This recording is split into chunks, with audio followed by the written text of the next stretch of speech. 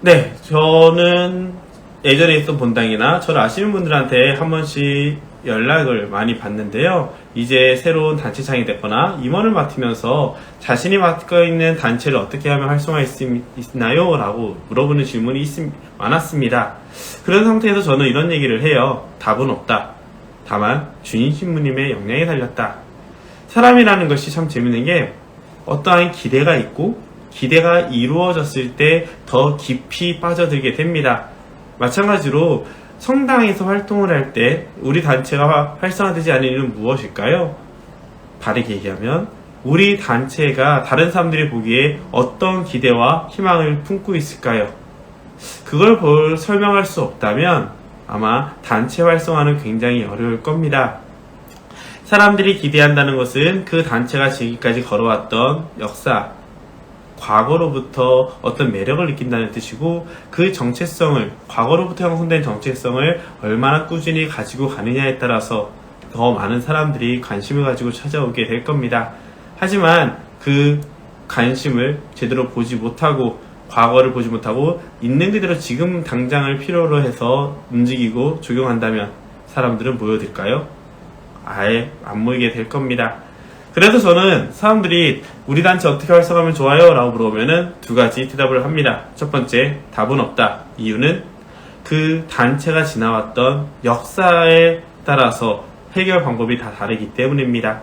예를 들어 어떤 신부님이 와서 좀 강하게 단체를 억압했다고 치면 그 다음에 이 단체를 활성화시키려면 꽤 오랜 시간 다시 좀 자유로운 분위기 혹은 사람들이 억압이나 공포나는 것에 대한 잔소리에 대한 두려움이나 걱정이 아니라 단체 활동을 통해서 얻는 기본적인 매력을 되찾아주는 과정과 그 과정을 통해서 기뻐하는 모습을 사람들에게 보여줘야 합니다. 또 이 단체가 가지고 있는 정체성이 온전히 드러날 수 있는 흐름이 있을 때 사람들은 저 단체는 이런 곳이야 라고 생각하면서 찾아가게 돼요. 예를 들어 어떤 단체가 이 단체 안의 그룹과 그룹원 사이에서 단체원들 사이에서 갈등이 있었고 이 갈등이 사진이나 수자를 통해서 부각이 되었다 한다면 본당 사람들이 대부분 알기 때문에 그 단체에 들어가려 하지 않을 겁니다.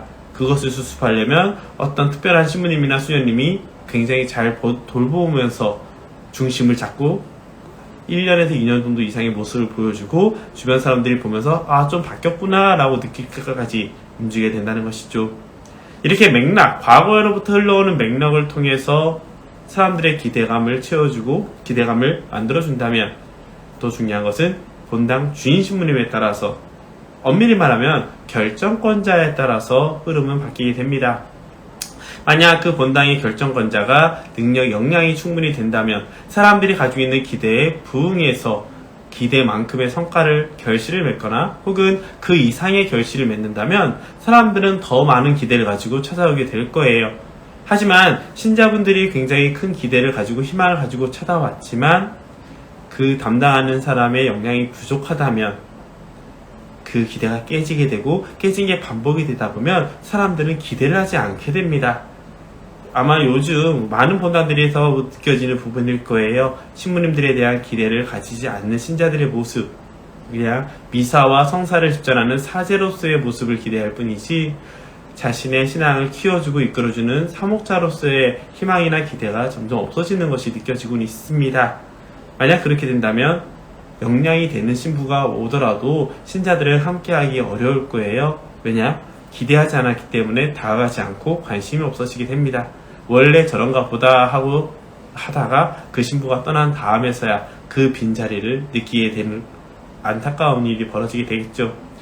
그렇기 때문에 굉장히 우리가 잘 봐야 되는 게 단체가 가지고 있던 고유한 정체성, 즉 어떤 맥락 안에서 지금 머물러 있는지를 살펴보고 해결점을 찾는 것이 첫 번째 중요하다면 두 번째로는 역량 있는 사제가 혹은 사목자가 왔을 때 부응하는 자세가 있어야 됩니다.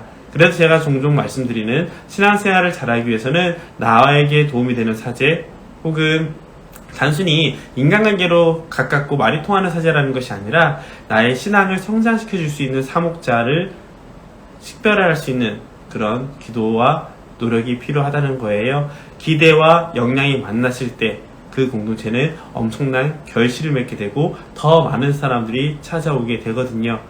그렇다고 이 단체에 가지고 있는 고유한 정체성을 그냥 행사나, 기대가 없을 때 보통 행사나 음식 식사 자리나 그런 쪽으로 많이 가거든요. 그런 것들을 선택하는 사제가 온다면 잠시 멈추고 활동량을 줄여두는 것도 한 가지 방법이기도 합니다. 그렇기 때문에 본당을 활성화하려면 기본적으로 기대를 가진 사람들, 신자들과 그 기대에 부응해서 정체성을 키워줄 수 있는 사목자가 있을 때 단체가 활성화된다는 것을 기억하면 좋을 것 같아요. 안타까운 얘기지만 제가 있었던 본당, 예전에 출신본당 같은 경우도 많은 어려움들이 있긴 했었어요.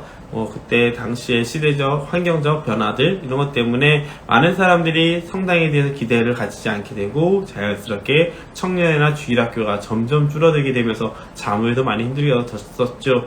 그럴 때 그 본당이 다시 탄력받고 올라가게 된 계기는 안타깝게도 기대와 역량의 만남이 아니라 환경의 변화였습니다. 성당 근처에 재개발이 크게 이루어지면서 새로운 사람들이 많이 들어오면서 다시 부흥할 수 있는 기회를 얻게 됐죠. 그런 상태에서 역량이 되는 신부님이 주인신부 오셨었거든요. 그러다 보니 이 두 개가 만나면서 완전히 회복되진 않았지만 그래도 꽤 많은 부분 회복이 돼서 신자들이 찾아오는 본당이 되었습니다. 이런 것처럼 환경의 변화를 통해서 혹은 맥락에 우리 단체나 공동체의 흐름 안에서 답을 찾았을 때, 그리고 그 답에 실제로 움직일 수 있는 역량이 되는 사제를 만났을 때 그 본당 공동체가 활성화된다는 것을 기억하면 좋을 것 같아요. 그러면 우리가 지금 어떻게 해야 될 것인가? 첫 번째, 나는 성당에서 어떤 희망을 가지고 어떤 기대를 가지고 있는지 보시고요. 우리 공동체가 추구하는 모습이 어떤 것인지를 구체적인 모습을 한번 상상해 보시는 게 중요합니다. 이게 바로 기대와 희망의 표현이에요. 우리 단체의 정체성하고 관련되고요.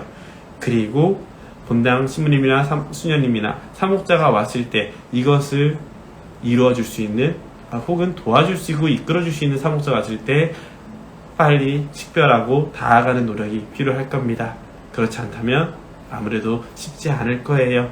다만 역량이 부족한 사제 혹은 사목자, 맥락을 보지 못할 때는 공동체 안에서 무언가를 억지로 하려고 하기보다는 기본에 충실하면서 때를 기다리는 것도 굉장히 중요합니다.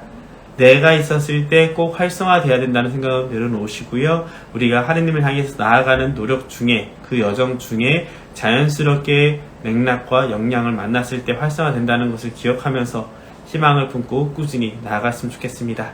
절대 피해야 되는 것은 절망하거나 희망을 포기한다는 것, 이거 두 개는 꼭 조심하고 피해야 된다는 것을 기억하면서 본당에 혹은 내가 있는 공동체 혹은 나의 신앙의 성장과 활성화에 대해서 각자의 방법을 찾아서 식별해서 나아갈 수 있었으면 좋겠습니다.